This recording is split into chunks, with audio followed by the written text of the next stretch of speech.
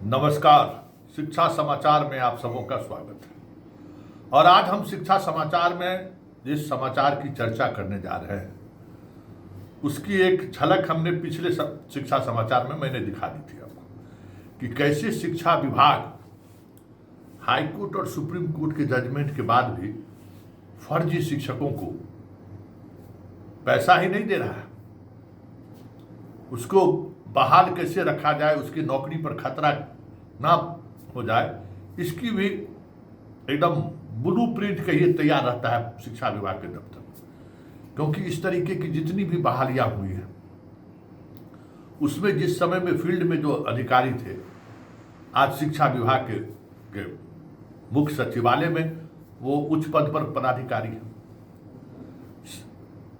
ठन ठन गोपाल करके लिए हैं, बहाल किए हैं और इनको मालूम है कि किस स्तर पर जो है सो खेल हुआ है और उसका हिस्सेदार कौन कौन लोग थे। थोड़ा आंख में पानी अभी भी है, बचा हुआ है, पैसा ले लिए कैसे उसको नौकरी से हटाए। इसलिए जजमेंट के बावजूद भी एकदम कुंडली मार के बैठे हुए। हमने आपको चलाया था कि किस तरीके से जो प्राधिकार के द्वारा फर्जी बहालियां हुई और उसको हटाने के लिए फुल बेंच मतलब हाई कोर्ट के डबल बेंच तक का आदेश आ गया है।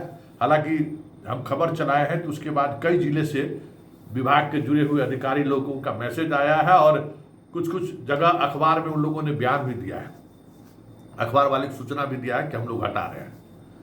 लेकिन इस खेल में इतने बड़े स्तर पर नेक्सस काम कर रहा है ना, मुश्किल होगा थोड़ा। क्योंकि देखिए इस तरीके के शिक्षक का नियमित वेतन का एक हिस्सा नियमित तौर पर शिक्षा विभाग के प्रखंड संकुल से लेकर ऊपर तक जाता है। एक निर्धारित है 5,000 रुपया हर मंथ आपको देना है। जितने इस तरीके के शिक्षक, और हम ये दावे के साथ कर सकते हैं, जो हमारे पास प्रूफ है, जांच करा लीजिए एजेंसी से, सब कुछ आपको सामने आ जाएगा। विजिलेंस भी जो जांच कर रही है और उसमें भी जो फर्जी लोग हैं वो लोग भी इसी तरीके से बच रहे हैं। विजिलेंस नोटिस किसको दे रहा है? जो बेचारा सही है उस वही परेशान हो रहा है।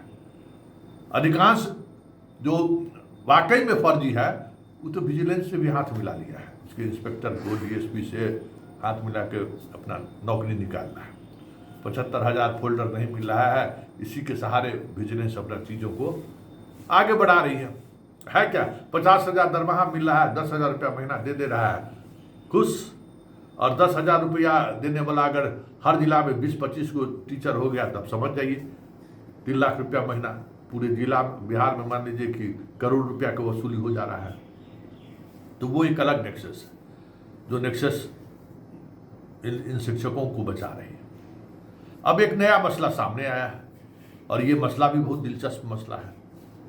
मतलब देखिए किस स्तर पर सरकार का पैसा थोड़ी है, हमारा आपका पैसा है ना, और हमारे आपके पैसे का, टैक्स का पैसे को लेकर कितना संजीदा है सरकार, जरा ही सोचिए। ये जो आरटीए है, तो जो शिक्षा अधिकार कानून जो है, उस कानून के तहत बहुत सारे प्रावधान भी हुए।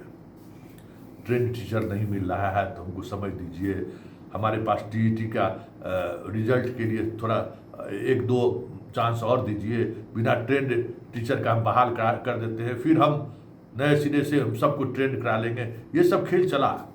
लेकिन 31 मार्च 2015 के बाद बिहार की सरकार ने बढ़ाने के लिए कभी कोई नीतिगत निर्णय जो हर वर्ष लेके वो बढ़ा रही थी, वैसा निर्णय उन्होंने नहीं लिया।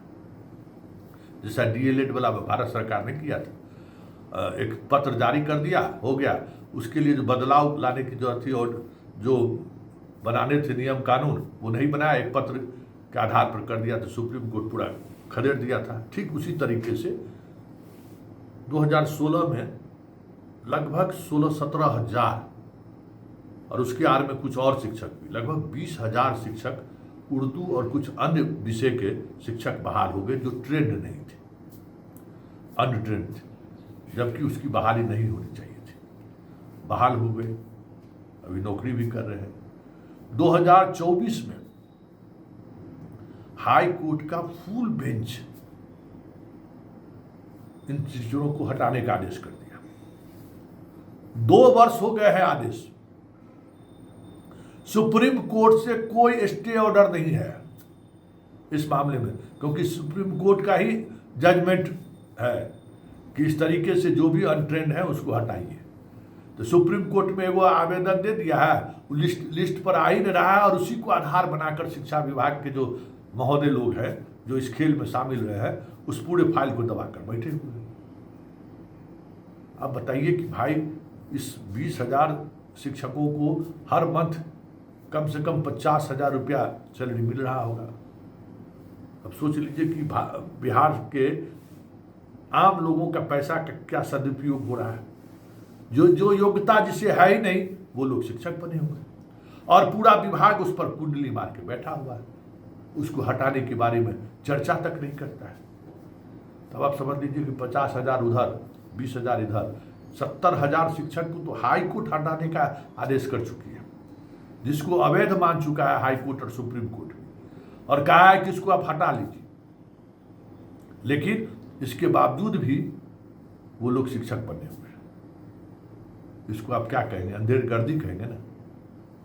मतलब हाई कोर्ट में अगर किसी शिक्षक के पक्ष में फैसला आया, जैसे आया ना कि ट्रेनिंग के अवधि, मतलब ट्रेनिंग आप लोग कराए, आप परीक्षा लिए 7 साल बाद, उस समय से आप जोड़ने लगे, तो बाका के टीचर लोग चले गए सुप्रीम कोर्ट, हाई कोर्ट से जीते सुप्रीम कोर्ट चले गए, सुप्रीम कोर्ट से भी जीत कर चले आए। तो विभाग क्या कहता है, ये लागू सिर्फ बके पर होगा। हालांकि खबर चलाए तब पूरे राज्य स्तर पर इसको लागू करने की बात हुई है। ये क्या मतलब है भाई? मतलब जो जेन्युइन आदेश होगा, जो शिक्षक के साथ अनजस्टिस हुआ है, उस मामले में सुप्रीम कोर्ट और हाई कोर्ट का कोई जजमेंट आएगा तो विभाग उस पर कुंडली मार के बैठा रहेगा, वहां से भी पैसा चाहिए उसको, ऐसा, या फिर जजमेंट को ऐसा परिभाषित कर देगा कि फिर से शिक्षक लोग हाई कोर्ट और सुप्रीम कोर्ट दौड़ते रहे। और अगर फर्जीवाड़ा का मामला है और उसमें हाई कोर्ट और सुप्रीम कोर्ट का क्लियर कट जजमेंट है, तब भी कोशिश करेगा 2, 4, 6, 7, 8, 10 महीना, साल, 2 साल गुजार दे, और ऐसे शिक्षकों को 5,000 से 10,000 रुपया पर मंथ उगाही करके लाओ भाई, इसका नौकरी हम बचाए हुए हैं। सुप्रीम कोर्ट हाई कोर्ट कह दिया हटाने के लिए, लेकिन हम नौकरी बचा कर रखे हुए हैं। ये खेल बिहार में हो रहा है सम्राट बाबू, समझ गए? ये संस्थागत, नीतीश कुमार का जो है संस्थागत भ्रष्टाचार का ये